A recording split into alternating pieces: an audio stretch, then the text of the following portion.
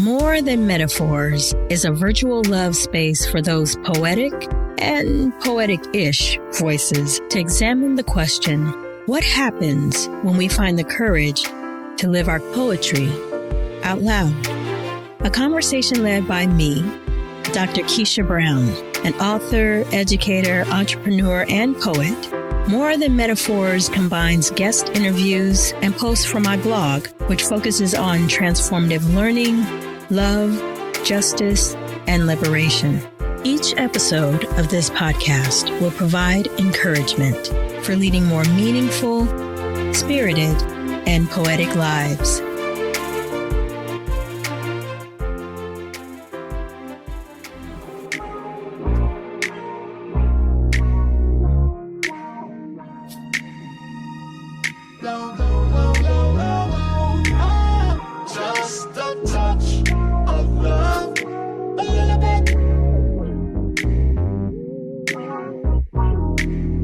Say hello to the Inglewood spitter. Sing along to the...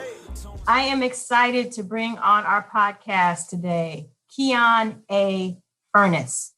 Kian is a proud alumni of Wilberforce University, the nation's oldest private Black-owned and operated HBCU. He is an Inglewood High School alumni. Shout out IHS, we love you. He is a proud Angelino, even though he now lives on the East Coast and he hasn't lived here in over 20 years. He is a husband, a father, an author, a poet, a motivator, a mentor, and so much more. I am excited to bring on to our podcast today, Kian A. Furnace. The bio of Kian Anthony Furnace. My foray into art came at an early age, acting out scenes in various movies and commercials. I developed a comfort for the stage by participating in school plays and in speech contests for the city of Inglewood. From the time I was old enough to operate my father's record player, I could always entertain myself by putting on headphones and listening to music. That music spoke to me, and all I wanted to do was speak back. So I began writing poetry. Simultaneously, coming of age and becoming a teenager, my poetry began to take shape, and I began to receive notoriety from family and friends, and then began to use poetry to express my interest in girls. Although I was born and raised in Los Angeles, I spent a considerable amount of my young adult and adult years living in Ohio, where I received my college degree at Wilberforce University. There, I hosted many campus poetry events. Post-undergrad, I moved to Cincinnati, where I cut my teeth in the performance poetry world in Cincinnati's open mic scene. I moved to Charlotte in 2010, and I partnered with Jovel LLC Entertainment Company, where we fused soul music and poetry together. My mission was to give more writers a platform that was more reflective of the Love Jones vibe from the movie in the late 90s. I was a resident poet at the Charlotte Art League 2014 Summer Series Beats and Brushes. I performed poetry at many civic events and private functions in the Charlotte area. In 2013, I won honorable mention and homepage feature on the Poetry Soup website for a poem entitled Water, inspired by Lauryn Hill's song by the same title. I now reside in Durham, North Carolina since 2016. I became an author of my first book titled After the Snap, Book 1, anthology of poems written during, before, and after.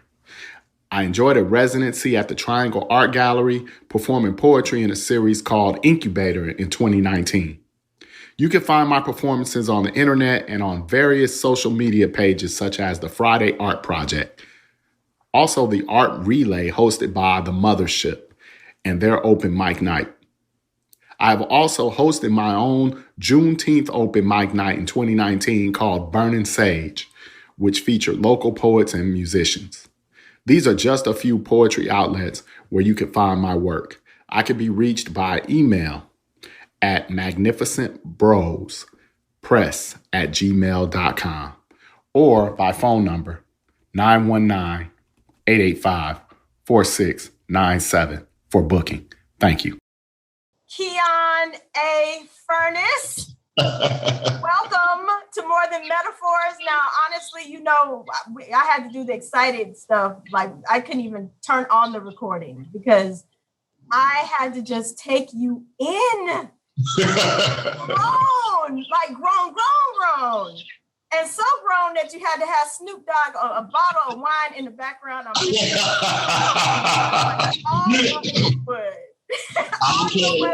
Listen, I don't care where I've lived, from LA, Inglewood to Liberia, where I traveled in grad school. I'm always West. I keep it always West, from the West Coast to West Africa. Nobody said Inglewood to the fullest. Thank you so much for being my first guest on More Than Metaphors, man. You've been I'm honored. Everywhere doing everything. And I just want to find out what's good with you, what's going on. And for those who are listening, there's a very, very, very special guest coming in here later. But, you know, I'm going to let you have your space. What's been good with you? What's going on? You know, we're in the middle of I don't know if it's the middle, the end, or we just beginning this global nightmare, but, you know, I hunkered down like everybody else in the world. And, you know, I was blessed to have a foundation, and my poetry is life right now. You know, work, I'm punching somebody's clock, of course, but, you know, just family, friends, you know, really appreciating, you know, every day, you know, trying to live it to the fullest, you know. You talked a little bit about how you're punching the clock, right? But you're also creating more than just whatever you're doing at work. Correct. My brothers and I started our own publishing company, Magnificent Brothers Press. We are going to move my book over there within a matter of weeks, so that we can start having control of our literary destiny, you know, and getting more of the self, putting more of the self in self-publishing, if you know what I mean. So my big brother, who started the Inglewood, who started one of the crew's founders, we started our Inglewood life at Inglewood High School. Kian A. Furnace, he'll be putting his book out April 6th on our publishing company, Magnificent Brothers Press. And his book is an ode to Morehouse, where he went to undergrad. So that is going to come out there. And the book is called A Different House. And very excited to share that with the world. We have a commercial that's out right now that we're circulating on social media. And we'll have some more, you know, goodies as the book gets ready to have a pre-sale date coming up soon. Nice. So your big brother. Yeah, that's big bro. That's big brother. Now we also have to shout out your other brother, the twins. Yeah. Yeah, Ross is doing well. He lives in Pittsburgh. Family of five. Him, his wife. Well, family of six. Him, his wife, and his 4 children. He has a 9-month-old. He has a soon-to-be this summer 4-year-old. Soon-to-be 9 and 11-year-old. Also, so 3 boys and 1 girl, and the girl is the knee baby, and she runs the roost. Her name is Dana. So their names are in descending order. It's the baby, Daniel, Dana, Dominic, and Donovan. They are just my joys. They are just my joys. Oh, yeah.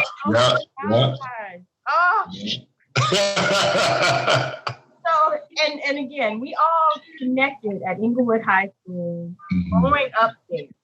Mm-hmm. I don't think I ever met your big brother.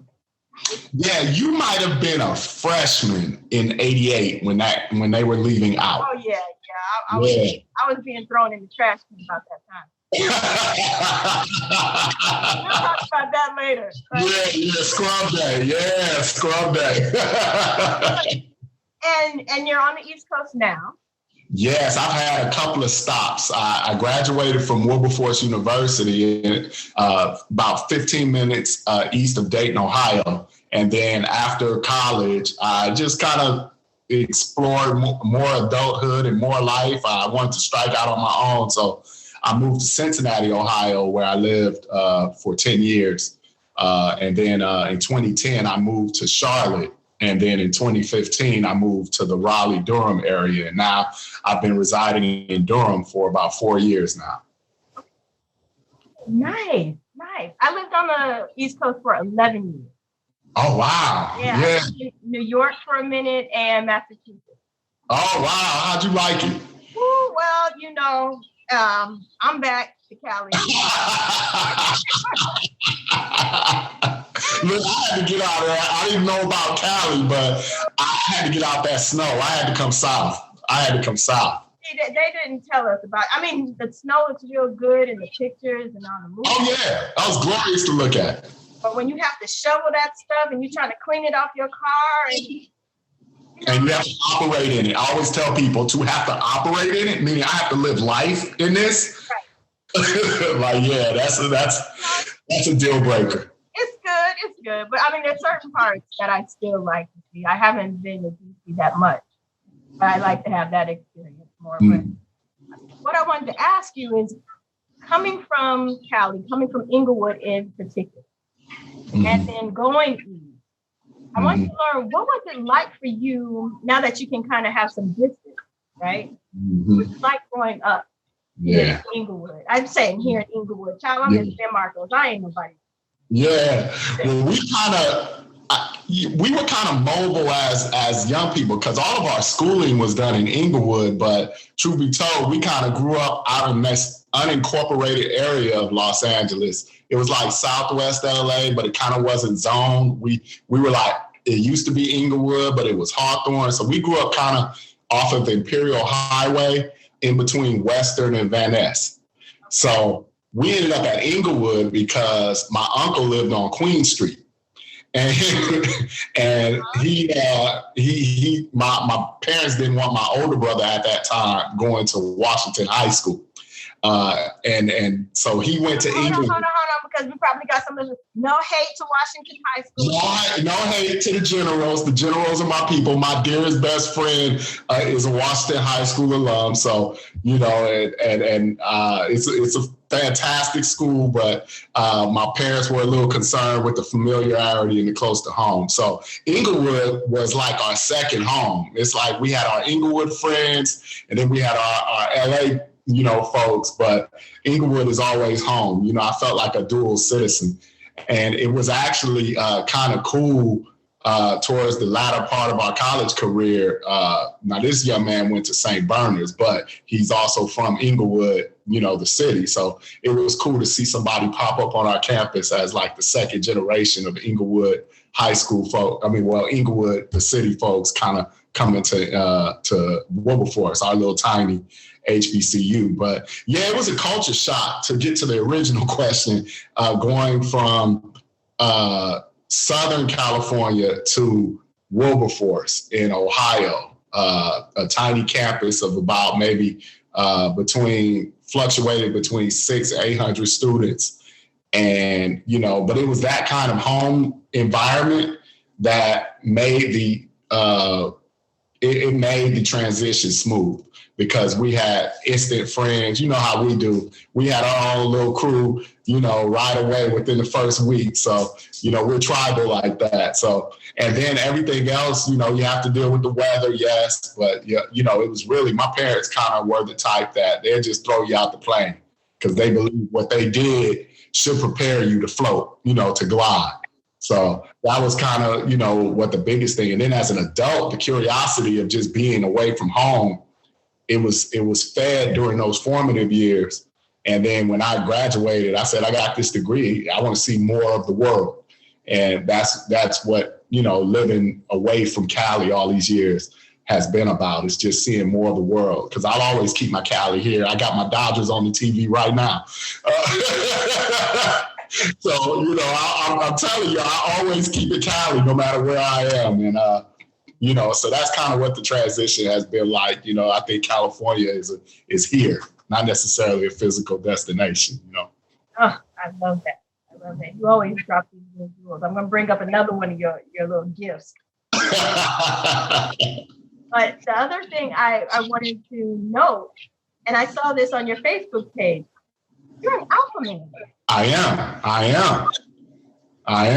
Talk a little bit about that. What was that like?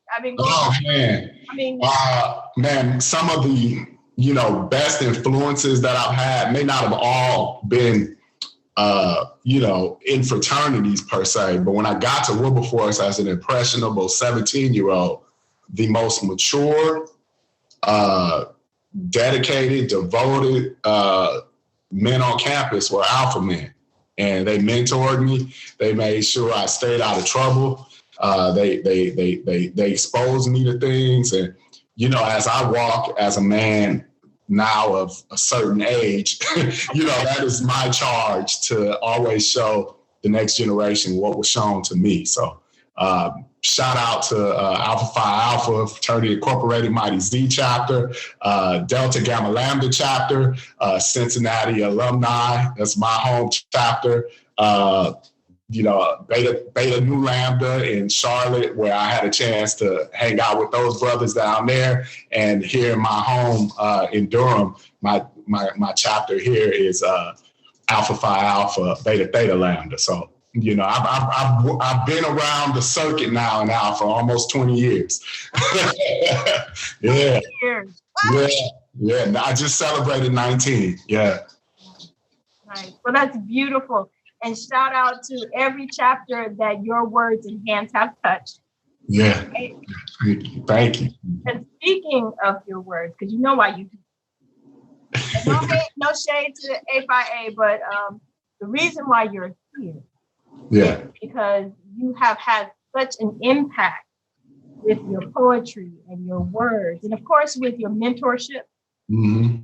But I've also noticed that some of how you mentor connects to your poetry. So I'd love to hear a little bit about the big question for our show is, what is it like for you? How do you go about living your courage? Or how do you find the courage to live your poetry out loud, given everything that's going on in the world right now? Well, I kind of jotted this down because it's such a big question, like you said, right? It is that, it's kind of like that esoteric question of what gets you up out of bed, you know what I mean? Or, how do you do? Or it's that question of if you could pick somebody to have dinner with, living or dead. That's a big question, So just focusing on your question, through the power of poetry and words, through poetry and the power of words, I find myself free to be vulnerable. I'm free to be scared. I'm free to admit mistakes and folly. I'm free to be hopeful, courageous, and brave. I started writing in 7th grade. I remember the class that I went to Warren Lane Middle School off of Crenshaw and Arbor Vine. And our teacher, who's gone on to glory, I believe, was out pregnant. I think she was out on maternity leave and she was coming back. I think we had met her and then she was gone. Like she was gone the entire semester. So she was coming back right after Christmas break and the class tasked me with writing the poem. I don't remember ever before then writing. I don't remember having a conversation, but they said we couldn't find the words. Well, not, 7th graders couldn't say that, but in my mind, I'm thinking, but we know you can. So they handed me that pencil and I wrote her a little limerick. And I think from that point on, I was always expressing myself, things I couldn't say out loud. I found a pad and a pen to do so. So nowadays, how I use the power of words and poetry is I write my own happy endings. There was so much doom and gloom in society throughout this year that poetry like it's always done. Like we'll talk later about, how I found the poems for the book that I published. Whenever something's going on, poetry grounds me. And poetry is like jazz music to my melancholy. I wouldn't just have the mood just exist without a mood, but the poetry now gives it rhythm. It gives it a groove. So poetry is the legacy, that I leave. Poetry is like breadcrumbs that showed me how I led myself out of the darkness, how I led myself out of the forest. So I use poetry to have hard discussions with my soul. And because of poetry, I always get the answers that I need.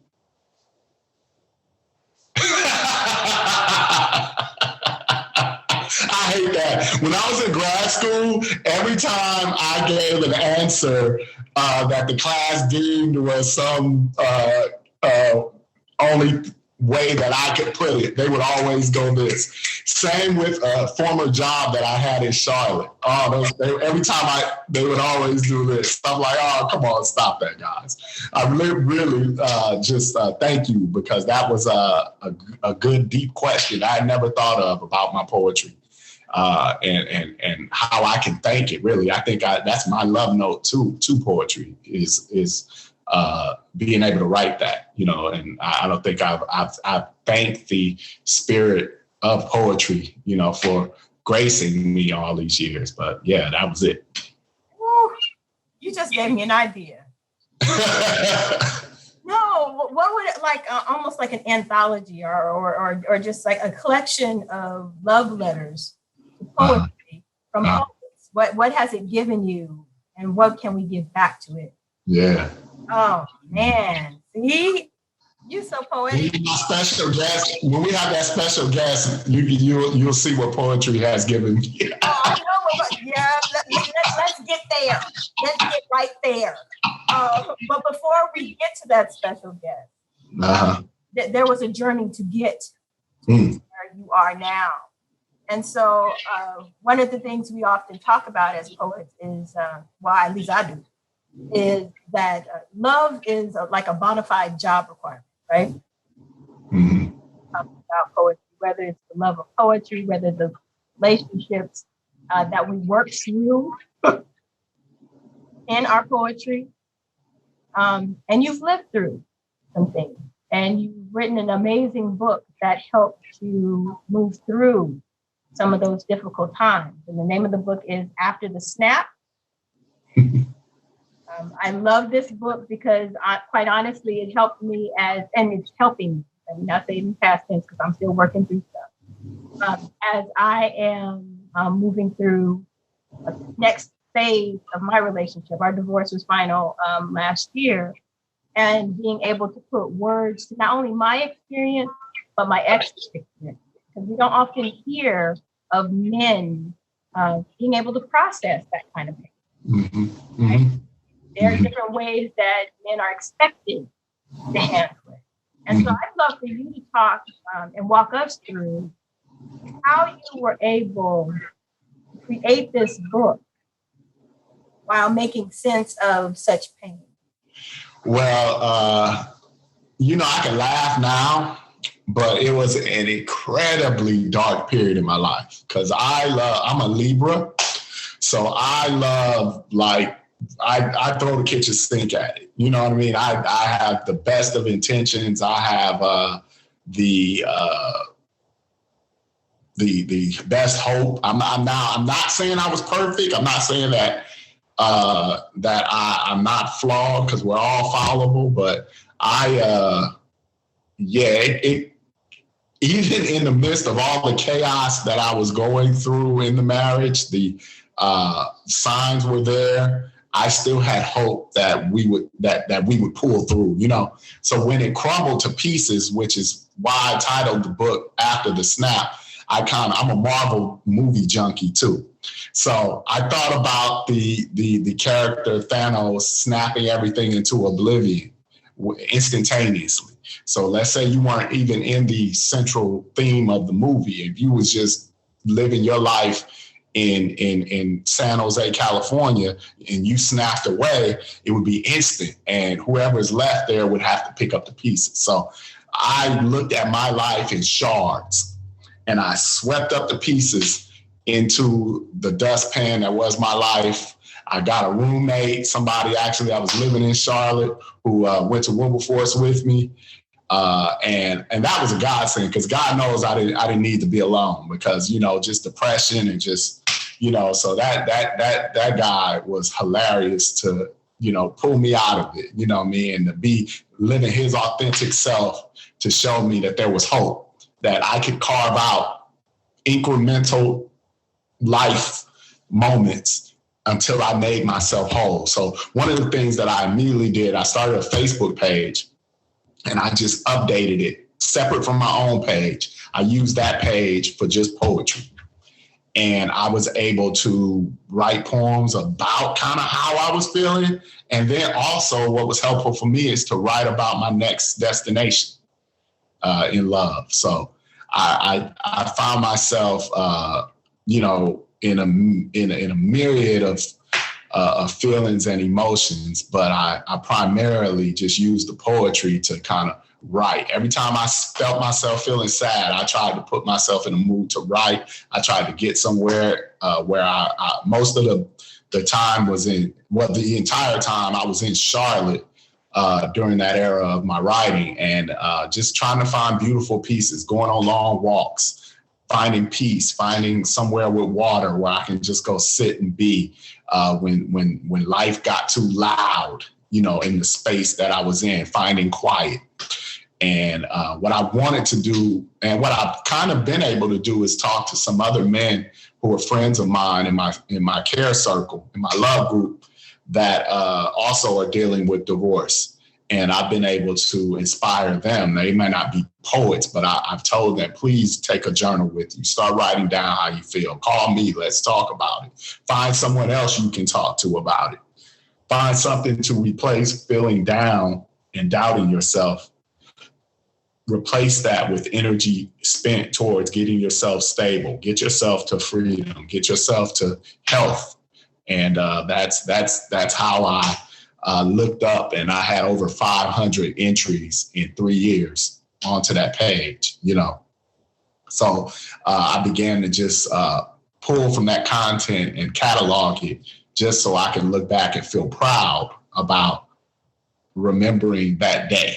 Remembering the worst of the days, and thanking God that I'm not there anymore. And thank you God for allowing you to chronicle this journey. I'd love for you to, like I said, I got a few of my favorite people I'd love for you to read, but you choose whatever connects. No, I'm curious, because that's the thing we don't have. What are your favorites? Okay, so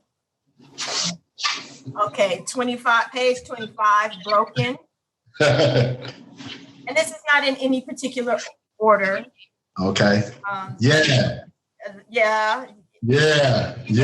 Behind the scenes on where you were, and not trying to re-traumatize you in any way. No. I did. My wife has a phrase that it resonated with me, because we were kindred spirits and survivors of traumatic relationships. So, when we met up, and we'll go into that story later, but that was one of her phrases. She did the work.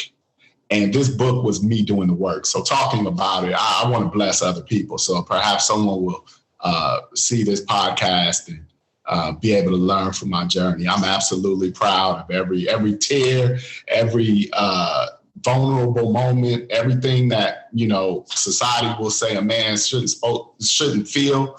I was able to get out onto this page, and I feel no way about, letting the world know that I was a man who cried some, who cursed, about why me, I went through every range of emotions, but what I didn't do was give up. And that's because of this right here.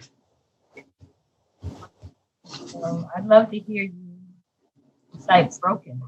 Okay. Here is Broken. Can you break something that's already broken? With Pandora's box already open, you never know what is liable to happen. On the turbulent seas of love, you might accidentally unleash the kraken. I'm out and I'm open. I'm silent, but I am spoken. I'm asleep till I am woken. Well put together, yet I am broken. So this one is about going to work every day. All right. You know, I had a coworker tell me, I had no idea that your divorce affected you like this, because I worked with kids then. And what I wasn't going to do, because first of all, the educators are the most underpaid, underappreciated people in society.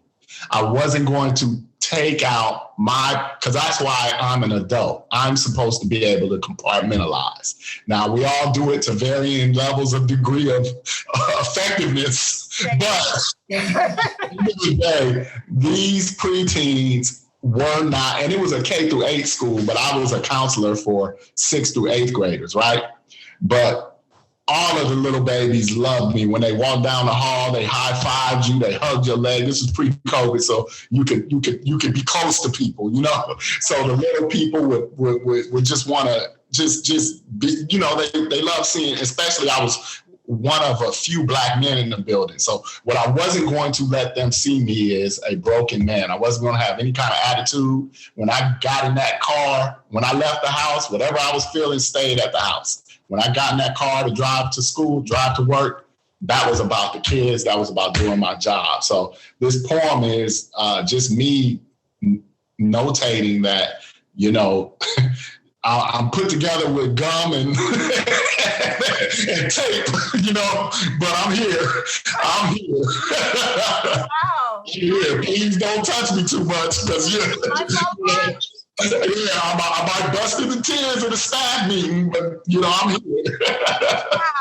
Wow, that dedication. And you're right. It's like, okay, you got to put yourself together, and you got to put not necessarily the mask on, but it's like, okay, shift gears. Mm-hmm. And when you're done shifting, you shift back. It's like, okay, so here I am. Mm-hmm. Let me know what you need, my stuff. And thank you for talking about what it's like working, working while you're working. People, you never know what people are going through. That's why they actually, you know, you got to extend a little grace to folks. You know, you never know what people have to deal with. Everybody's got a cross to bear, you know. So yeah. Thank you. That was powerful, and I'm glad to hear you actually say, because when I'm reading it, it sounds very different. But I would love for you to choose a piece that moves you.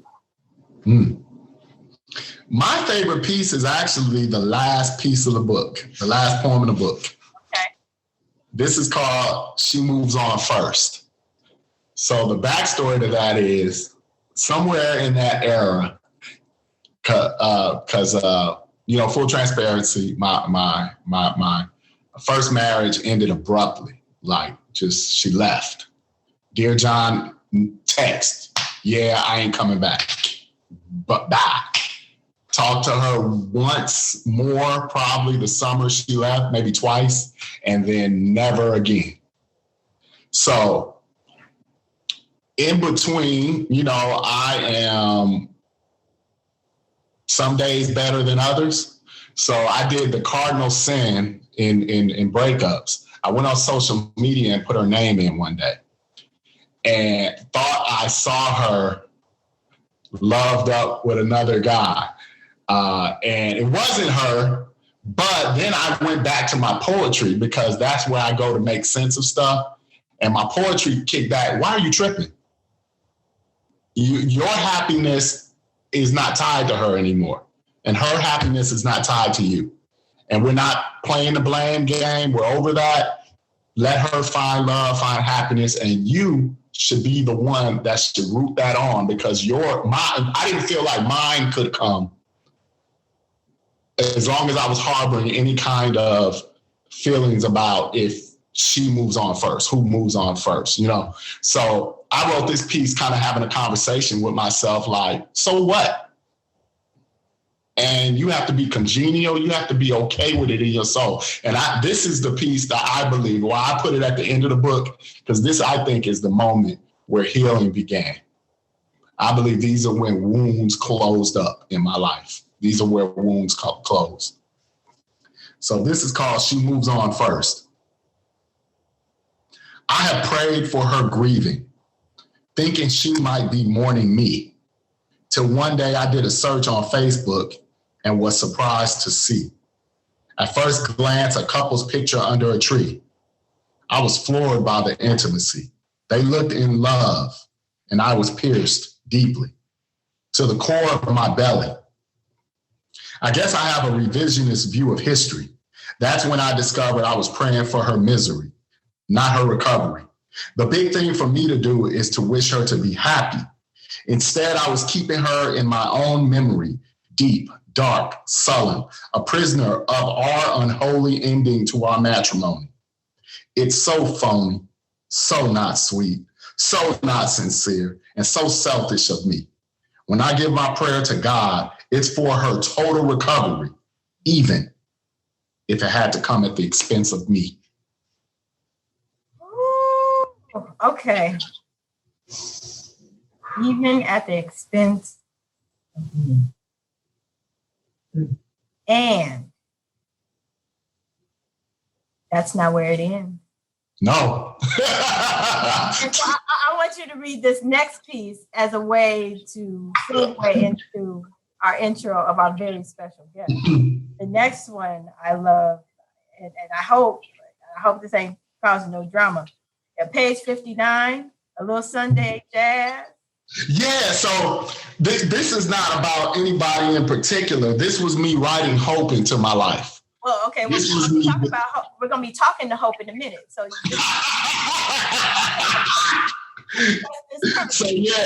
so this is where Sundays are still my favorite day. It's a holy day, but even outside of like being in the symbolic,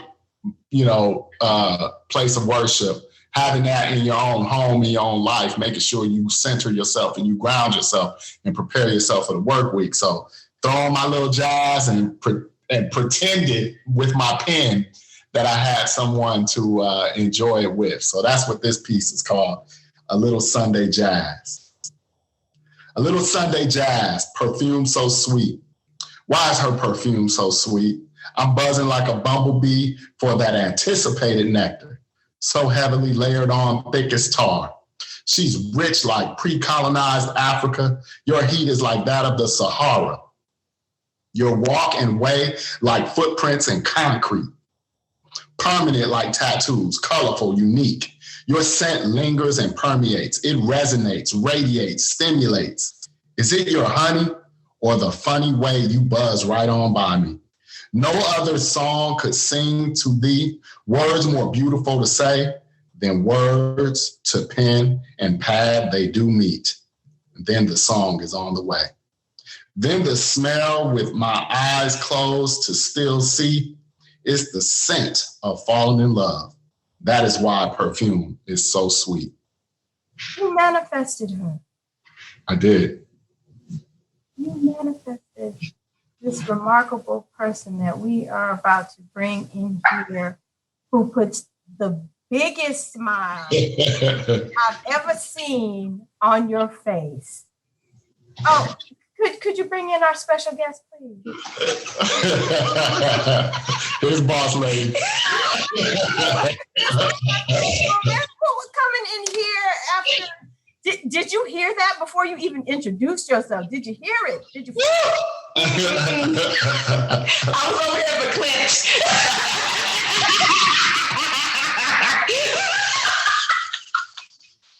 Now, would you so kindly introduce yourself to our listeners? Who are you? Well, first of all, I'd like to say hi, Dr. Keisha. Thank you for having me on too. So I am ReShockie Furnace, the honored wife of Kian Furnace. Yes. I got to tell you, why I just had to have the two of you here. At first, it was like, okay, yeah, we'll cut it up and da. But then I saw the two of you on someone else's podcast. I'm not going to name the podcast because I might out some of the other companies. And they were okay. You know, they're giving advice on how to, find love after, whatever it was, right? Whether it was divorce or something like that. And they had their story, but you all embodied a story, right? And it was something about how you were so comfortable in not just in your skin, but the connected skin. And I was like, ooh, I can learn something from them, and our listeners can learn from them. So I was just like, I have to have them both on because the energy and the spirit within and between you, that powerful. So thank you. Good thing. Let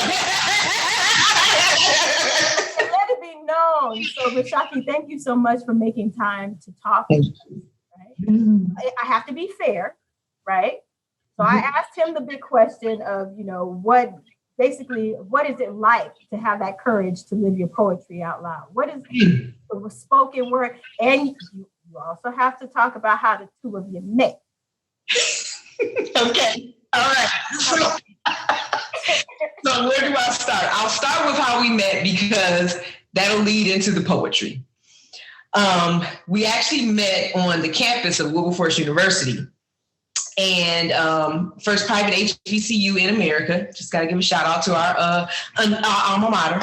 But at that time when we were in school, we two ships passing. Yeah, it was a small liberal arts school, so we knew of one another. Kian is a twin, and I just knew him as twin. I can't even honestly tell you I knew him from his brother when we were in school. So he shared that he's from LA. I'm originally from Detroit, Michigan, and Wilberforce is in Ohio. So, only God could take a girl and a gal from LA and Detroit, have them meet in Ohio, not date, not even, go out, fast forward 20 something years and reconnect in North Carolina. So I made a faith move from Detroit to North Carolina because I was divorced and raising a young Black male in the city of Detroit by myself. And I just knew I had to make a change for him to just be successful and have a chance at some greatness. So I made a faith move here to North Carolina, no family, no friends, no job, had never seen my apartment except online. And we were already friends on Facebook, just as alumni friends. And when I moved here, I started a blog with some friends back home. One of my male friends, one of my very close female friends, they did poetry most of the time on the blog, but on occasion I would dibble and dabble in there, and I did most of the blog writing. So, I was obviously promoting that on social media. He saw it on social media, and he was doing his poetry thing in Charlotte and having shows and stuff. He said, "Hey, you should come to Charlotte now that you're in the area and come to one of my events, and do some spoken word." And I've never done spoken word. I only write. So sure enough, I came to one of his events, and I did my first spoken word piece, and we started out just reconnecting as friends, as alumni friends, and next thing you know, here we are.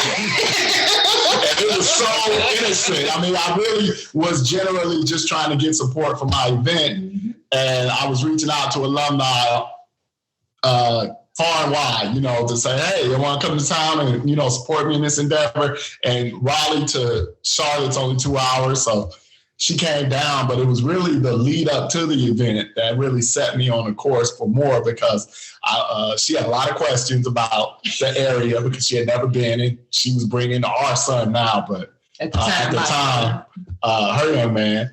So we talked little off and on, little one-offs here and there, and then as it got closer, we would talk a little more. So I started teasing her. I said, "Now you ready? You're my headliner now. No pressure. No pressure, but you're my headliner."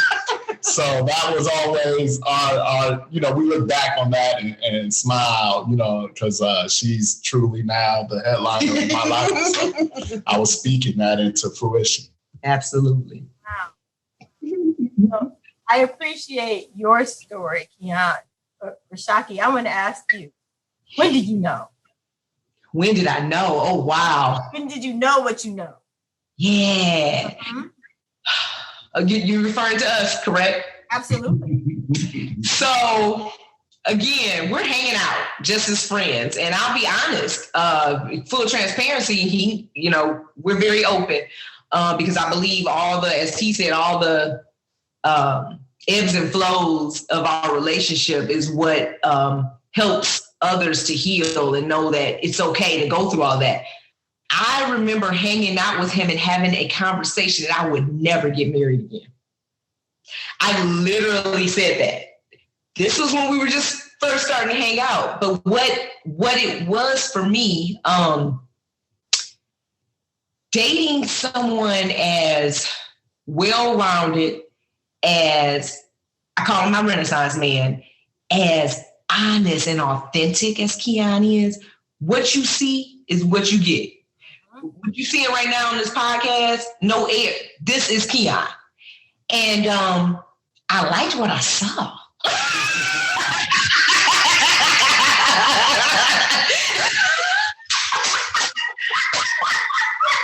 I'm just going to say now, for our listeners who are just like, you got your headphones on, you missed a really important nonverbal, right? Oh, the head swivel. I just got to admit it. I have to admit it. And it's so cute. We talk about this too. Kian is a very unassuming man. And he always talks about how he didn't want to be that guy, I didn't want to be a predator. You know what I mean?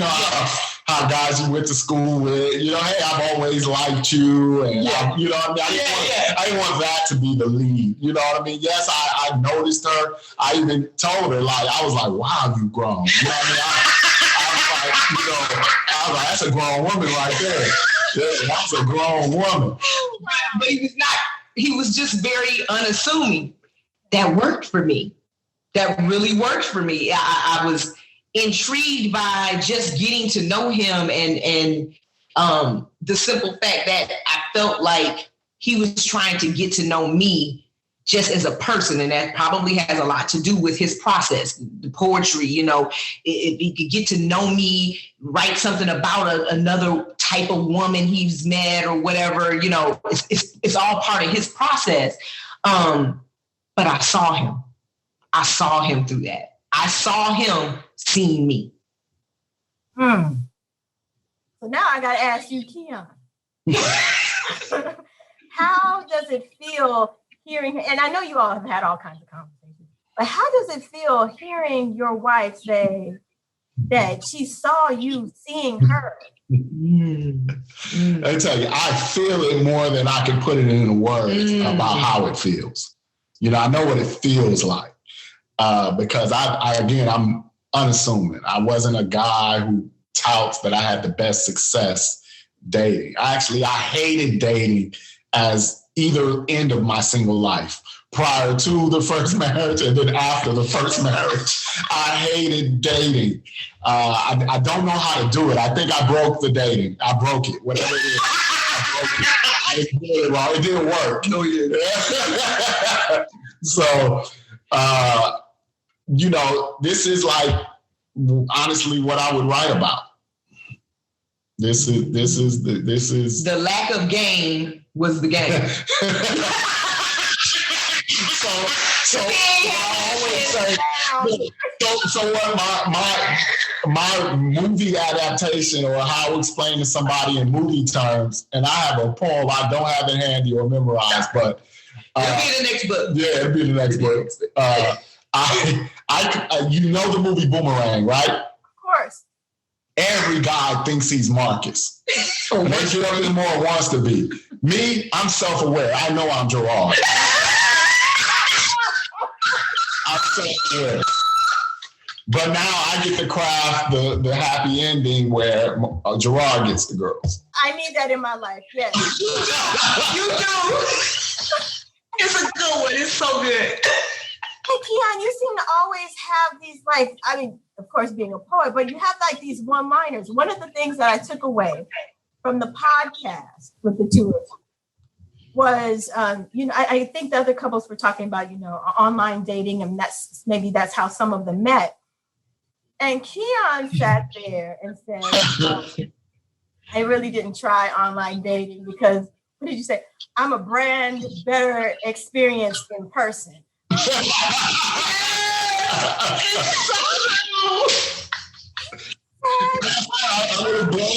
don't know what to say, That was so perfect. I had to write that down. Best experience in person. It is true. I can attest to it being true. Oh my Lord. And I hope as people are watching this and hearing this, they're hearing not just the love, of course, the camaraderie, the friendship, but the groundedness of the two of you, right? And in the other conversation, you talked a little bit about what grounds you individually and what binds you as a couple. Could you talk a little bit about that here? What keeps you stable, and what lessons have you learned? My grounding, and not that I'm a first lady or anything, but my grounding is in Christ. It just is. That's my center. I had to personally accept, whatever role I played in any of my previous relationships that didn't work out. And as Kian said, wish them well and mean it, because we can say that, right? We can say that. But how often do we really mean it? Wish them well and do the work to love ReShockie at whatever stage in her journey that she was in, so that I could be open to accepting someone to join me on that journey, and B, know that I'm worthy of someone joining me on that journey. Because it's easy when you've been through the worst, per se, to always expect that. We don't talk about that. We talk about, well, next time I want this and I want a good, but are you really ready to handle that, in the sense of, I've been asking for this, and oh my goodness, can I handle it once I have it? Like, oh, okay, this is good. Let's ride this, because people can ruin that, not believing that they even deserve it because they've seen so much pain. So my center is definitely my relationship with Christ, and just knowing that He gave me Him. And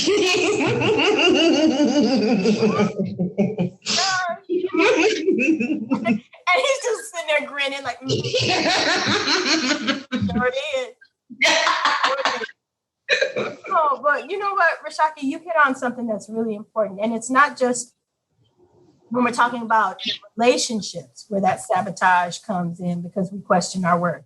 It's in jobs, it's in all kinds of circumstances. Absolutely. Any opportunity to grow. Absolutely. And so I'm curious with Kian, was there ever a point where you felt, okay, am I worthy of the woman that I manifested on page 59? I had my doubts, and some of that came from me spending time with people who were sucking the joy out of me. I was putting so much effort to I look at it like I had this painting I was creating, and I wasted all the time trying to show someone every step of the way, every time I put a new line on the painting, and for them to not even love art.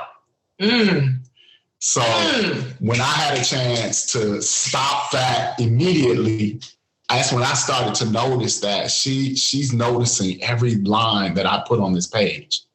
And she's just ultimately. So that's where I knew to focus my energies on people who saw me. And I didn't even look at it then as she seeing me romantically. I just enjoyed our conversation and enjoyed spending time with her. So I had to stop spending energies in places, I kind of controlled this negative self-talk through writing and poetry. So by the time we had come, into connection with each other, I'd had that down. But it's when you start getting that energy from other places and people draining your energy out, that was my danger zone. That was the stuff. I think in my own head, I had the requisite positivity. I could prepare myself for my future, but it's in the moment that I found myself sinking, feeling worse. Like, who feels worse after a date? Like, who feels more lonely with someone? And it was those encounters that made me feel like the worst parts of my last relationship, the marriage, because the loneliest I'd ever been was in the marriage. So as I was starting to heal, I thought about the prospects of being alone right now. I said, well, I don't feel that. That was bad. That was terrible. Now I'm just alone, but I'm not lonely. I had friends, I had interests, I had writing, so it was never about, I think I got to the point of being able to take care of myself with my own self-talk and my own confidence. And then I would give it all back by spending time with women who didn't appreciate me or who couldn't see the what I was manifesting or who didn't deserve it. It wasn't meant for them. Mm-hmm. That's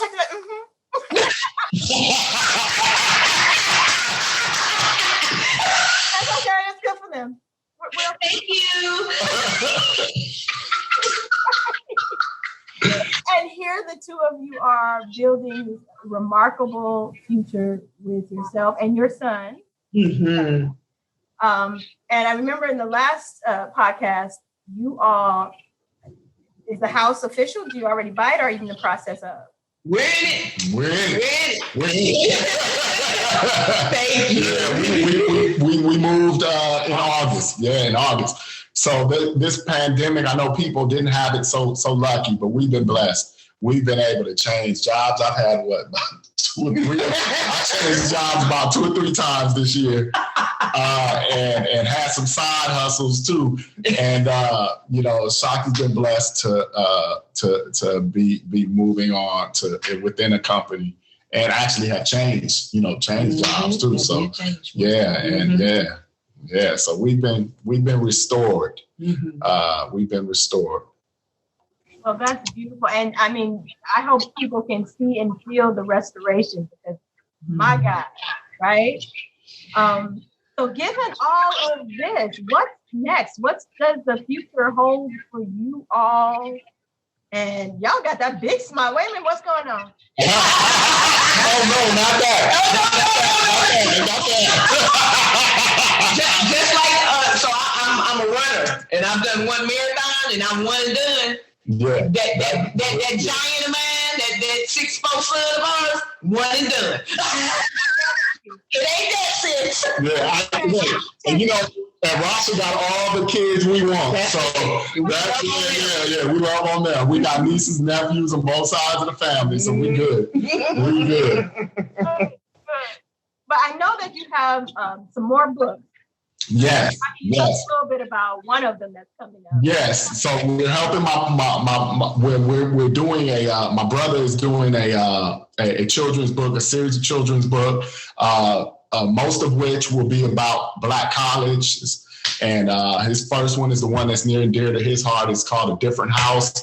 It'll be kind of an ode to his Morehouse story about his time at Morehouse. And then we'll get into some other stories about Wilberforce, about other schools that are of interest to us in the HBCU community. He's also going to be sharing some stories about he's fluent in Spanish. and his journey into Spanish from high school. Miss Urbeck, remember Miss Urbeck? So his journey, he's going to craft some tales about his journeys in Spanish as a Black man growing up in Los Angeles. So then we're excited, man. We already have people that are asking us, can we publish their book? So I'm excited about finishing the story actually in poetry of how I went from after the snap to today. So the next book will be about my poems in the friend zone. So it will talk about the lack of adventure of my dating life. But I believe it was some of my best writing because it was still preparing me. It was still a lot of hope. It'll still be a lot of hopeful poems. It'll still be a lot of some melancholy, but this will be a very sweet collection. And then we'll do the third book later. Will be capturing our back and forth during that era, where we would collaborate and write, and go back and forth. One of our favorite songs is Erykah Badu's what's the name of it? Your Funeral. Oh. So we have some poetry to that we yeah, right there. Yeah. You like that one. You like it. Trust me.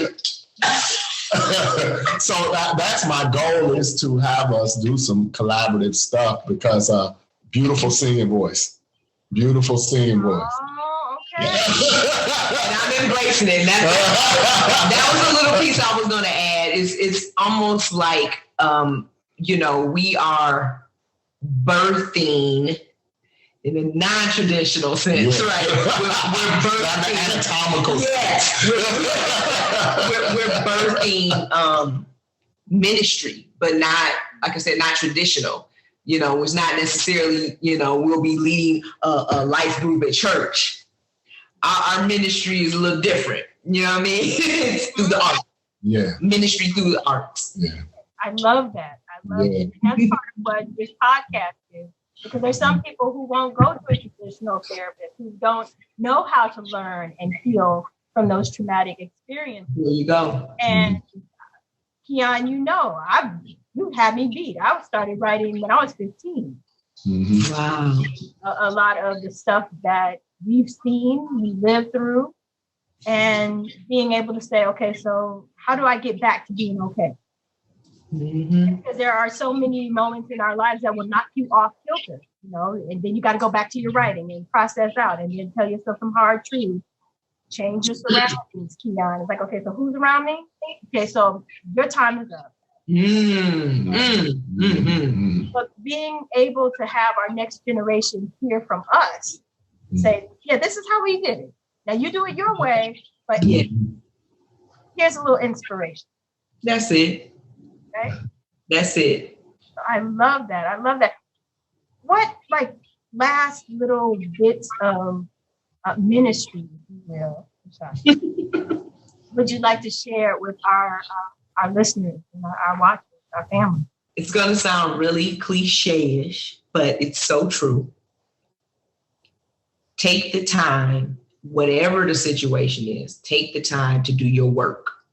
Whether it's a bad breakup from a job, a sisterhood or brotherhood, a relationship, a marriage, take the time to do your work so that you're not a hurt person that's hurting people.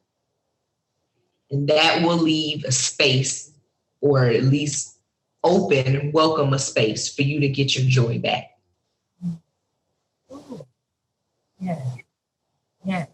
Just so our listeners know, and ReShockie, you can add in, when we talk about the work, we're talking about processing through the pains. Mm-hmm. Thank you. Making sense of the stories that we've been told and that we tell ourselves. Absolutely. I'm sorry. That's all right. And dismantling that work that was put in us. And then let's add this piece, Kian, because we're not going to, both of y'all went to HBCUs. When we talk about some of those trauma stories, some of that was intentionally placed in us. Absolutely. On us. And so how do we dismantle all of that so we can be free in order to love fully? That's it. Thank you. Thank you for elaborating. Yeah. And however that looks like for you, writing poetry, writing in your journal, singing, dancing, traveling, reading. We all have our different ways that we process our pain. You know, I'm a huge advocate for therapy. You throw that in there too if you can, you know. But yeah, whatever that work looks like for you, just do it. It's worth it. You owe it to yourself. Yes, you owe it to yourself. Thank you. Thank you. Yeah. Well, I crafted mine, you know, because of the theme of it, you know, my poetry and using, you know, I think I could say it in a poem better than I could express it in just regular dialogue. So I think of the little pieces that you leave behind, things that people remember you by. I think of like a crackling fire and those embers that you see kind of break off, you know what I mean? And that's what I kind of want to leave our listeners with, or the future generation, is this ember, so to speak. So this piece is called Embers, and I literally wrote it 5 minutes before our interview, because I reread the final details of our engagement tonight, and you said, "Hey, you can even say it in a poem." I'm like, "Oh, shoot, I can't do that." So I said, "Well, I wrote about it. Well, here you go." So here is Embers. In talking to the next generation, I hope to do more listening than provocation. I want to lead with inspiration so that there will be no hesitation. I want them to dream bigger than their ancestors' imaginations so that they can experience all life's manifestations. So what I'm leaving with them in that piece is that just talk to us. You know, I'm an open ear. Say your dreams out loud. Write them down. Put your dreams on full display so nobody comes at you with any kind of question about who you're destined to be. You cannot be knocked off your axis at all, because they know when they're talking to you, you are a future doctor, lawyer, you're an entrepreneur, you are a laborer maybe who is going to just do right by their money and is going to lift their whole family out of poverty and be able to set themselves on a plan for whatever they want to do with their money or whatever they want to do in life. So I just want people to be intentional and to be themselves on purpose. And let us all know that we can be all the things. All the teams. All the teams. Right? Yes. That was the two of you. Y'all got to come back. Yeah, I mean, your older brother, I would love to have him on the show too, but the two of you, I need you back. I'm going to find a way to bring you back to continue this conversation of what does it mean when we're talking to that next generation, I like especially that. right now, right? And let me define what right now is. We are watching the trial of a man who murdered George Floyd. And then juxtaposed with that, we are telling our next generation leaders, we want you to think big, live your dreams. So how do we hold those two realities? Ooh, that's good. And honestly, help them move forward, help us move forward. Yeah. Help ourselves before we help them. But thinking about that, right? Because it was done for us, and things are very different. Yeah. I want y'all to sit with that. That's real heavy, and thank you for even posing that, because we think we have a 22-year-old, you know, a 22-year-old Black male that looks threatening simply because he's a tall Black male. And we have conversations with him every day. But, you know, you've allowed that, posing that question to me has given me another opportunity to reflect on, are we being intentional in those conversations, with not just trying to protect him or tell him how to protect himself, but how do we encourage him to go a step further than that? Yes, protect yourself, but continue to dream, Black boy. Mm-hmm. Mm-hmm. That already sounds like a poem. I know, right? But yeah, I think we that's it. You gotta. I think society builds enough resiliency. I think we're tough people. We have tough. We've lived through some tough, uncertain times, and it's always somebody reminding us. You've seen what they did in Georgia with one legislative pen. They can always bring us back 40, 50 years. So. We almost have to be chess players. We have to think a couple of moves in advance. And again, promoting education, yes, but promoting fiscal responsibility and some of those characteristics that may not come through a traditional track. We've got to be a bit unconventional in how we prepare young people for the world. We've got to prepare them for the world that not only as it is, but for them to contribute to a world of how it needs to be, for them to have their best success. So if that means getting more, talking to our kids more about the justice system in hopes to spark some interest and curiosity in them being the generation that finally does away with prisons, that does away with, other injustices that we've been living through and unsuccessful with not making them a part of our reality. So we just got to continue to plant seeds, man. We've got to be farmers with this thing. We got to continue, as our generation, we have to plant seeds. We have to continue to do things that may grow and we may not even get to harvest it, but we got to plant the seeds. That's what we have to do. We have to continue to plant seeds. So hopefully the writing, is us leaving a legacy, leaving seeds, our love being out there in the atmosphere. You can't have too much of that, and and the poetry and optimism that I bring in my writing, I hope helps someone, and that's kind of how we hope to do our small part to get through these times.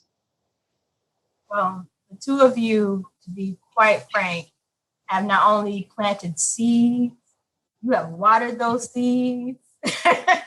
You have given us so much hope just by your presence, but so much meaning and love just by sharing your story. So thank you so much. And don't leave yet. I just got to close this out. I want to thank you, but I also want to thank our podcast family, our More Than Metaphors. We love y'all. And I really hope that you got everything that you needed to, and then some. If you didn't, you need to rewind this back because there are some things that you may have missed that may edify you, but also just give you a little extra oomph to get through the day. So definitely do that. In addition to being a part of what I'm calling the More Than Metaphor experience. So yeah, there's the podcast, but we also got music, y'all. That's why I had to write that song down. Oh yeah. Because I'm adding that to the playlist. Oh, I can't wait for you. Not about a playlist. Yeah. And that our playlist, that's like old school, the mixtape. Yeah. If you go to MT Metaphors, either on Spotify, on Apple, or iTunes, or Tidal, you should be able to find our playlist where you can just sit there and enjoy, like, which guest inspired that song? Who wanted that song on the playlist? You gotta figure it out, listen to the episode. I wish I would have thought a little more mixed, because I gave you something dark and brooding. And that's not dark and brooding. No. The song, another song. Yeah, the Nina Simone. You need another one, just let me know. Yeah. Now, I do like that one, but, you know what I mean? In the spirit of you asking me off the cuff, like, what's a song that represents me? I was like, oh, well, that one. I want to be understood, you know? So, yeah, it was that one. But in the spirit of writing our song, here's another one. Just another little nugget. Another way I express myself is, you know, and the one would only get this, and she got it. I like to play music to theme hanging out. So I have a lot of neo soul going on usually when I'm hanging out, you know. And I was playing Eric Roberson's. She left her mark on me, and that is our song. So. Because I was trying to let her know without letting her know that I was digging her. And a subtle way to do that was to just have a cool CD on and to be playing the song, you know. It was. And I asked him later, like, were you trying to tell me something? So at Roberson's, she left her mark on me. All right, I'm going to ask. That was an Inglewood move. I know that. Yes. You know we always up to no good. No. Like, wait a minute. She going to get this. I know she's going to get it. Yeah. Nice. That is definitely going to be added to the playlist. Good. So, all right, folks. We're out. As a reminder, yes, keep learning, keep thriving, keep moving towards liberation, and remember our words, the power of our words. Mm-hmm. So much more than that word. Y'all, before we leave, let's do a little toast. Y'all got things in your cup. Come on. Mine's empty. Hey, go pour some of yours. It's like, okay. All right. There we are. Okay. To love, justice, and liberation, and our next generation leaders. Yes. Cheers. Salute. I'm gonna tell you now, mine's not as good as yours. Thank you, Dr. Keisha. This was awesome. Thank you. Thank you.